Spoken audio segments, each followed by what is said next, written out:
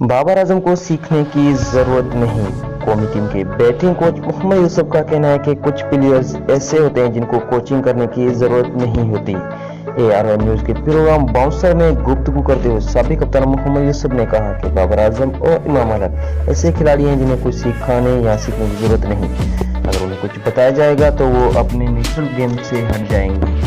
मोहम्मद यूसुफ ने कहा कि इमाम मलिक की छोटी मोटी बैटिंग तकनीक की खामियां हैं वो बता सकते हैं।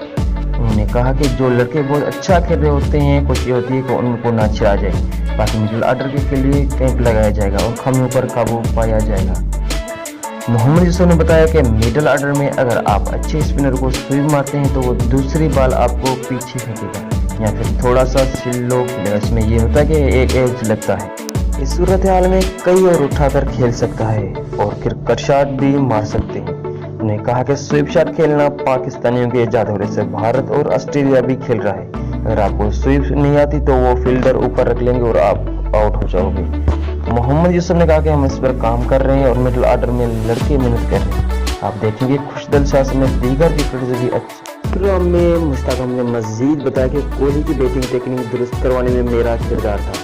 कौमी टीम के साबिक लेग स्पिनर मुश्ताक अहमद का कहना है कि मुझे बैटिंग इतनी मालूमात नहीं, लेकिन विराट कोहली को 2 से 3 चीजें बताई, इस पर अमल करके उन्होंने अपनी बैटिंग टेक्निक बेहतर बनाई।